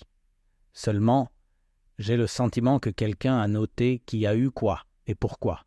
Cette liste que vous avez. » Il s'arrêta brusquement, réalisant trop tard qu'il avait confirmé qu'elle la possédait. Elle laissa le silence s'installer un instant avant de parler. « Vous avez peut-être raison, monsieur Sims. De telles listes sont rarement faites sans raison. » Il partit peu après, l'air soulagé d'avoir parlé, mais toujours méfiant. Lorsque la porte se referma derrière lui, Miss Marple se tourna vers le feu, l'esprit en ébullition. Si George Sims avait reçu un paiement et que la liste enregistrait chaque nom pouvait représenter un maillon d'une chaîne de transactions menant à la modification ou à la dissimulation du testament. En fin d'après-midi, la pluie s'était calmée. Miss Marple se dirigea lentement vers le presbytère, son parapluie légèrement posé sur son épaule. Le révérend la salua avec surprise, mais l'invita à entrer. Madame Pottle était absente, en visite chez une cousine à Mouch Benning. La maison était donc inhabituellement calme. « Je me demandais, révérend, » commença-t-elle après qu'ils furent assis, « s'il y avait eu des changements dans le contenu du coffre-fort de l'Église cette semaine. » Au-delà de la question du testament, bien sûr. Le révérend fronça les sourcils. « Maintenant que vous le dites, oui, une petite boîte contenant de vieux registres paroissiaux a été déplacée, mais je ne sais pas par qui. Elle est de retour, mais la serrure avait été forcée. » Les yeux de mademoiselle Marple se plissèrent légèrement. Les vieux registres paroissiaux peuvent être étonnamment révélateurs. Ils contiennent parfois des informations familiales qui ne le sont pas. On en parle généralement. Lorsqu'elle quitta le presbytère, le cimetière s'étendait dans une ombre grandissante, l'herbe mouillée luisant sous le ciel gris. Elle s'arrêta devant la porte de la sacristie, dont le bois était noirci par la pluie, et songea au nombre de fois où elle avait été ouverte la semaine précédente dans des circonstances que personne ne voulait avouer. De retour à son cottage, elle prépara une théière et s'assit à son bureau. La pluie recommença, tapant sans relâche contre les vitres. Elle lissa la liste sur le buvard, les noms et les chiffres se lissant à la lumière de la lampe. Quelque part parmi ces 6 noms se trouvait la clé du mystère, non seulement du testament, mais aussi de la raison pour laquelle il avait été caché et pourquoi certaines personnes risquent des visites furtives à la sacristie au cœur de la nuit. Miss Marple prit son carnet, celui dans lequel elle notait ses observations discrètes. La plume bougea lentement, régulièrement, tandis qu'elle commençait à coucher ses pensées, prête pour le moment où l'image deviendrait enfin nette. La pluie ne cessa pas de la nuit, et le lundi matin, saint. Mary Mead était sous un fin voile de brume. L'eau s'égoutte des avant-toits et s'accumule dans les ornières des ruelles. Miss Marple, regardant par la fenêtre de son salon, trouvait que le village ressemblait à un tableau gris et argent avec seulement quelques touches de couleur, celle d'une tulipe de jardin osant fleurir malgré l'humidité. Elle avait passé une grande partie de la soirée précédente à relire ses notes, traçant de petits traits entre les noms de la mystérieuse liste, les associant à ce qu'elle savait des déplacements récents de chacun. C'était, pensa-t-elle, comme travailler sur un patchwork. Certaines pièces étaient parfaitement en place, d'autres refusaient obstinément de s'adapter. Après le petit déjeuner, elle décida qu'une courte visite à Clara Wilton pourrait être utile. Clara avait été absente de la messe du dimanche et son nom sur la liste troublait toujours Miss Marple. La sœur de l'organiste vivait dans une modeste maisonnette au fond de la verdure, avec des rideaux de dentelle aux fenêtres et un petit heurtoir en laiton en forme de coquillage. Clara ouvrit la porte, pâle et fatiguée, un châle serré autour des épaules. « Miss Marple, quelle surprise! »« Entrez, je crains de ne pas avoir grand-chose à vous offrir en matière de thé. Je viens juste de mettre la bouilloire en marche. »« Je ne vous dérangerai pas pour le thé, » dit gentiment Miss Marple en entrant dans le salon propre, mais un peu frais. « Je voulais simplement prendre de vos nouvelles. Vous avez manqué le service hier. » Clara hésita. « Oui, je ne me sentais pas très bien. » Elle s'occupa à redresser un apron sur la table basse. Une de ces douleurs et courbatures, ce genre de jour. Miss Marple laissa le silence planer un instant avant de dire que la semaine a été plutôt troublante pour le village. « J'imagine que vous avez entendu parler de la découverte dans le recueil de cantiques ?» Clara jeta un rapide coup d'œil nerveux vers la fenêtre. « Bien sûr, tout le monde en a entendu parler. Quelle affaire épouvantable! Je ne vois pas pourquoi quelqu'un aurait mis quelque chose comme ça là. »« Peut-être pour le cacher, » dit Miss Marple d'un ton doux, « ou peut-être pour qu'il soit trouvé au bon moment. » Les mains de Clara s'immobilisèrent. « Vous pensez que quelqu'un voulait que cela soit vu? C'est une possibilité. Et dans ce genre de choses, on découvre souvent que les gens sont liés d'une manière qu'ils préfèrent taire. » L'espace d'un instant, l'expression de Clara vacilla juste assez pour que Miss Marple remarque la réaction avant que la femme ne se ressaisisse. Elles discutèrent encore un peu, principalement de choses sans importance, et Miss Marple prit congé avec une chaleur polie. Mais en revenant dans l'air humide du matin, elle est certaine que Clara en savait plus qu'elle ne voulait en dire. En fin de matinée, la brume commençait à se lever, mais le ciel restait lourd, annonçant de nouvelles pluies. Miss Marple se dirigea vers la rue principale et s'arrêta devant le bureau de Léonard Crispin. Par la fenêtre, elle le vit à son bureau, la tête penchée sur un dossier. Au bout d'un moment, il leva les yeux et l'aperçut. Il se leva et vint ouvrir la porte. « Miss Marple, » dit-il en la faisant entrer. « Je suis en train de parcourir de vieux dossiers, ceux de Halcombe, justement, et je crois avoir quelque chose qui vous intéressera. » Il sortit un petit registre du tiroir du bureau. « Tenez, » dit-il en feuilletant une page vers la fin. « Voici les retraits d'espèces effectués sur le compte de M. Halcombe au cours des 6 mois précédant sa mort. Si vous comparez les montants avec les chiffres de la liste que vous m'avez bien montrée, vous le constaterez par vous-même. » Miss Marple étudie la page. Effectivement, chaque chiffre correspondait à un chiffre de la liste, même si les dates variaient. Il semblerait, dit-elle doucement, que la liste soit un registre des bénéficiaires de ces sommes. Exactement, ce qui signifie que quelqu'un, Halcombe lui-même, ou quelqu'un agissant en son nom, en a pris note personnellement. Et maintenant, d'une manière ou d'une autre, cette note s'est retrouvée en votre possession. Elle referma doucement le registre. Et vous n'avez aucune idée de qui a bien pu tenir un tel registre? Crispin secoua la tête. À deviner, je dirais que ce n'était pas Henry Halcombe. Il n'avait pas l'habitude d'écrire les choses aussi clairement. S'il voulait un registre, ce serait en code ou sous une forme sténographique personnelle. C'était, songea Miss Marple, une observation précieuse.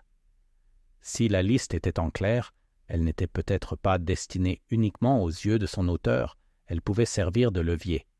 Elle remercia Crispin et sortit dans la rue. La pluie recommença à tomber par gouttes fines et persistantes, et elle leva son parapluie en rentrant chez elle. En milieu d'après-midi, elle était de nouveau installée dans son salon lorsque la jeune Sally Linton arriva, les joues roses d'humidité. Miss Marple, je pense que vous devriez savoir que Madame Allardyce est allée voir Edward Holcombe. Elle entra par la porte latérale et y resta près d'une heure. Je la vis partir à l'instant. Les aiguilles de Miss Marple s'arrêtèrent au milieu d'une maille. « Vraiment? C'est intéressant. » Sally hocha la tête. Elle avait l'air bien, pas vraiment bouleversée, mais sérieuse, comme s'ils avaient parlé de quelque chose d'important. Lorsque Sally partit, Miss Marple se rassit dans son fauteuil, réfléchissant aux implications. Madame Allardyce et Edward Holcombe, deux noms sur la liste, se rencontrent en privé. Si l'argent représentait une récompense quelconque, que pouvaient-ils bien avoir en commun? La réponse, pensait-elle, ne résidait peut-être pas dans ce qu'ils gagnaient, mais dans ce qu'ils craignaient. Le soir tombant, elle retourna au presbytère, apparemment pour rendre un recueil de cantiques. Le révérend la salua avec sa courtoisie habituelle, mais elle sentit une certaine lourdeur dans ses manières. « Vous avez sans doute entendu, dit-il en lui prenant le recueil, que le coffre-fort avait été retrouvé déverrouillé ce matin. Rien ne semble manquer, mais le testament a été déplacé. Pas seulement sur une autre étagère, mais quelqu'un s'y est mis. » Le regard de Miss Marple était fixe. Il semblerait donc que le responsable devienne soit insouciant, soit audacieux. Le révérend hocha la tête d'un air grave. « Je crains que ce soit la deuxième option. » Elle rentra chez elle par le chemin qui s'assombrissait, la pluie n'étant plus qu'une fine bruine. La lumière des lampes qui se déversaient des fenêtres du cottage formait de petites flaques d'or sur le sol humide. Elle repensa à la liste, à la clé disparue et réapparue, aux visites répétées à la sacristie, et maintenant au déplacement du testament dans le coffre. C'était comme si le document était déplacé comme une pièce d'un jeu d'échecs, chaque position étant soigneusement choisie pour obtenir un avantage. Et comme dans tous les jeux de ce genre, il arriverait un moment où l'un des joueurs ferait le coup décisif, celui qui révélerait son véritable objectif. Miss Marple comptait bien observer attentivement ce moment. Le mardi matin, une lumière pâle et filtrée adoucissait les contours humides du village et faisait scintiller les flaques d'eau du chemin comme de petits miroirs. Miss Marple se leva tôt, non pas parce que le temps invitait à l'activité, mais parce qu'elle avait décidé que le moment était venu de procéder à un petit test. Les indices s'accumulent comme des pierres soigneusement disposées, le testament se déplaçant dans le coffre de l'église, la liste des noms et des sommes irrégulières, les entrées répétées et non comptabilisées dans la sacristie et la rencontre privée entre Madame Allardyce et Edward Holcombe. C'était, pensait-elle, un schéma conçu pour avantager quelqu'un, mais aussi pour dissimuler une vulnérabilité. Et les vulnérabilités, Miss Marple le savait, avaient le don de se révéler si l'on insistait au bon moment. Elle commença sa journée par une promenade dans la rue principale, s'arrêtant au salon de thé Bluebell pour une modeste théière et un petit pain au raisin. De sa petite table près de la fenêtre, elle pouvait voir qui passait sur le trottoir. En l'espace de 20 minutes, elle vit M. Peters traverser la rue pour se rendre à la poste, Madame Allardyce sortir de l'épicerie avec un paquet sous le bras et Léonard Crispin marcher d'un pas vif vers son bureau. Edward Holcombe ne se montra pas. Après avoir terminé son thé, Miss Marple se rend au presbytère. Le révérend était dans son bureau, mais Madame Pottle l'accueillit chaleureusement. « Jane, quelle agréable surprise! Nous ne vous avons pas vue depuis dimanche soir. » Miss Marple sourit. « Je me demandais, ma chère, si vous pouviez m'aider pour une petite affaire paroissiale. C'est tout à fait inoffensif, mais cela pourrait aussi être utile au révérend. » La curiosité de Madame Pottle fut aussitôt piquée. En 10 minutes, Mademoiselle Marple avait exposé son plan dans les termes les plus innocents. L'idée était simple, une annonce serait faite, discrètement mais avec suffisamment de certitude pour être répétée, que le testament trouvé dans le recueil de cantiques serait récupéré plus tard dans la semaine par un fonctionnaire des archives diocésaines de Much Benning. Le coffre-fort serait, bien sûr, ouvert à cet effet et le document inspecté au préalable. C'est une procédure parfaitement raisonnable, dit Mademoiselle Marple avec une autorité modérée, et cela nous permettra de voir si quelqu'un s'inquiète de la disparition du testament. Madame Pottle écarquilla les yeux, reconnaissante. « Vous voulez savoir si quelqu'un essaie de le récupérer avant qu'il ne disparaisse ?» Mademoiselle Marple incline la tête, comme si de telles pensées venaient de lui traverser l'esprit. « Exactement. » L'annonce fut faite discrètement par Madame Pottle l'après-midi même, lors de sa tournée de visite aux assistants paroissiaux.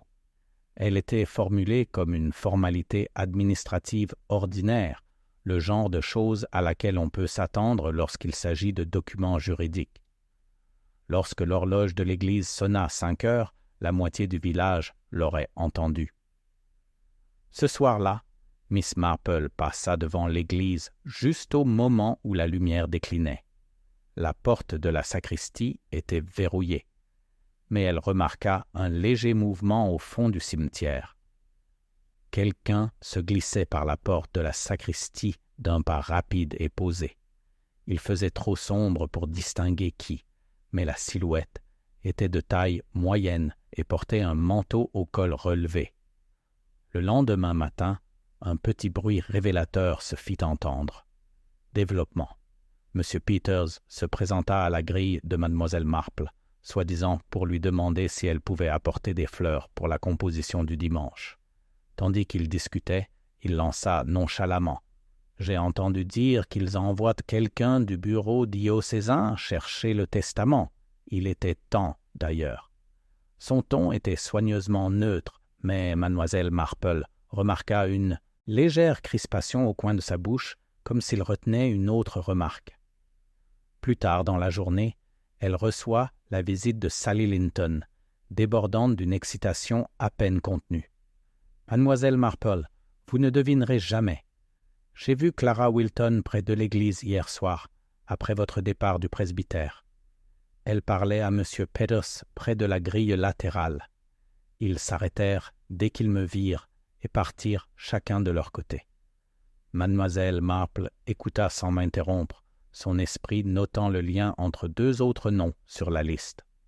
Le jeudi, le bourdonnement du village était empreint d'une certaine impatience. La collecte du testament était prévue pour vendredi après-midi.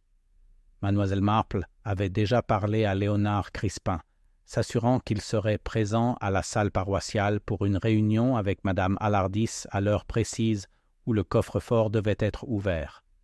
La clé, elle en était certaine, se trouverait au même endroit que le coffre de l'église, et elle avait discrètement fait en sorte que le révérend soit retenu au presbytère juste avant l'heure prévue. Le vendredi matin, le temps devient frais et clair, un cadeau rare après tant de jours de pluie. Mademoiselle Marple s'occupait de son tricot près de la fenêtre du salon, bien que ses pensées fussent loin de l'écharpe qui prenait forme sur ses genoux. Elle savait que si son plan fonctionnait, la personne la plus désespérée pour empêcher le testament de quitter le village agirait avant l'arrivée du visiteur diocésain. Peu après midi, elle prit place dans le cimetière, taillant ostensiblement un petit bouquet de verdure pour l'autel. De là, elle avait une vue dégagée sur la porte de la sacristie et le chemin menant à la salle paroissiale. Le silence régna un moment, seul le battement occasionnel des moineaux rompant le silence. Puis, juste au moment où l'horloge de l'église commençait à sonner 1 heure, une silhouette apparut dans le chemin, se déplaçant rapidement, tête baissée, manteau. Bien boutonné. Miss Marple les regarda se diriger droit vers la porte de la sacristie, jetant un coup d'œil autour d'elle avant de sortir une clé de leur poche.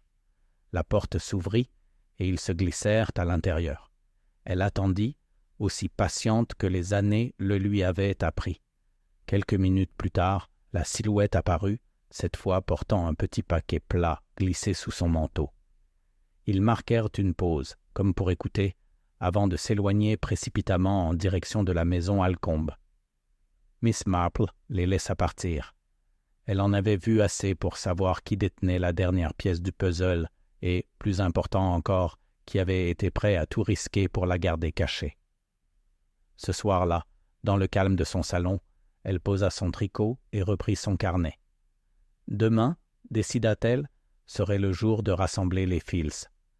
Le coupable entendrait la vérité toute faite, et le village apprendrait jusqu'où pouvait aller la peur et la cupidité d'une seule personne. Le samedi matin était clair et lumineux, l'air lavé par la pluie emportant le léger parfum de terre fraîche des jardins bordant le chemin.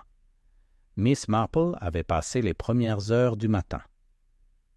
Elle se préparait tranquillement pour ce qu'elle considérait comme le dernier acte de son petit arrangement. Tout était en place. Il ne restait plus qu'à les montrer au public approprié. Le cadre de sa révélation serait la sacristie elle-même, un cadre approprié, selon elle, puisqu'elle avait été le théâtre de tant d'activités furtives. Elle demanda au révérend d'inviter quelques personnes à s'y retrouver après la répétition matinale de la chorale, Madame Alardis, M. Peters, Leonard Crispin, Clara Wilton, George Sims et Edward Halcombe. Chacun reçoit l'invitation comme s'il s'agissait d'une réunion paroissiale officielle, bien que Mademoiselle Marple puisse lire dans leurs yeux une lueur d'incertitude. Une fois réunie, la petite pièce semblait presque confinée, malgré l'air printanier qui s'engouffrait par la fenêtre entr'ouverte. La grande armoire se dressait contre le mur du fond, des tiroirs inférieurs désormais verrouillés. Le coffre-fort de l'église était posé sur le côté, la porte fermée mais non verrouillée. Ils étaient allongés à l'intérieur dans la position exacte que Mademoiselle Marple avait demandée après les événements de la veille. Elle se tenait près de la fenêtre, les mains légèrement jointes, son attitude aussi douce que si nous étions sur le point de discuter de rien de plus sérieux que la fête à venir. « Je vous ai tous convoqués ici, » commença-t-elle doucement, car l'affaire du testament retrouvé dans le recueil de cantiques creux a fait grand bruit dans notre petite paroisse. Elle a, en fait, révélé plus qu'un simple document caché. Elle a révélé un réseau de connexions financières et autres qu'il faut maintenant comprendre dans son intégralité. Edward Halcombe se déplaça légèrement, les yeux plissés. « S'il s'agit de ragots de village. »« Ce ne sont pas des ragots, monsieur Halcombe, » interrompt doucement mademoiselle Marple. « Il s'agit de faits. 6 noms figurent sur une liste, chacun accompagné d'une somme d'argent. Ces sommes correspondent à des retraits effectués sur le compte de votre défunt oncle dans les mois précédant sa mort. La liste a été accidentellement déposée, je crois, près de l'église, où elle est entrée en ma possession. » Les lèvres de Madame Alardis se lancent. M. Peters la regarda avant de détourner le regard. « Au premier abord, poursuit Miss Marple, on pourrait penser qu'il s'agissait de cadeaux, peut-être d'une rémunération pour service rendu. Mais le schéma est plus suggestif. Chaque personne sur la liste avait, à un moment donné, accès à la sacristie, et chacun d'eux y a été vu ces derniers jours sans raison valable. George Sims prend la parole, la voix inquiète. « Je vous l'ai dit, Miss Marple était là pour des réparations. M. Halcombe m'a payé directement, en me demandant de ne rien dire. »« Oui, » dit gentiment Miss Marple, « et je vous crois. Mais tout le monde n'était pas payé pour un travail honnête. Certains étaient payés pour garder le silence sur quelque chose qu'ils avaient vu ou appris. » Son regard s'arrêta brièvement sur Clara Wilton. Les doigts de la femme tressaillirent dans le pli de sa jupe. Le testament trouvé dans le recueil de cantiques est récent, désignant M. Halcombe comme principal bénéficiaire, poursuit Miss Marple. Mais c'est un faux. La signature, bien qu'ingénieuse, n'est pas de la main d'Henry Halcombe. Elle a été créée pour remplacer le testament original, qui a divisé la succession plus largement. Ce testament original a été retiré du coffre-fort et le faux a été remplacé par quelqu'un avec une clé bien avant le dimanche où il a été découvert. Leonard Crispin s'éclaircit la gorge. « Je soupçonnais autant, bien que je n'ai pu le prouver. La clé, dit Miss Marple, est au cœur du problème. Officiellement, il n'y en a que 2. En pratique, il y en a une 3e, gardée secrètement par Madame Alardis pendant de nombreuses années. Et c'est avec cette clé que le coffre-fort a été ouvert, les testaments échangés, et plus tard, la fausse clé a été placée dans le recueil de cantiques, retrouvé juste au bon moment, lors du retour de M. Alcombe au village. Madame Alardis se redressa. « Vous insinuez, dit Miss Marple avec une fermeté douce, que vous n'avez pas agi seul. On vous a persuadé, peut-être par des promesses ou des paiements, d'autoriser une autre personne à y accéder. Vous n'en connaissiez peut-être même pas le but exact. Mais hier, alors que vous pensiez que le testament quittait le village, vous êtes entré dans la sacristie et l'avez retiré du coffre, dans l'intention de le soustraire à tout examen. Vous l'avez apporté à M. Alcombe. » Tous les regards se sont tournés vers Édouard, dont l'expression était indéchiffrable.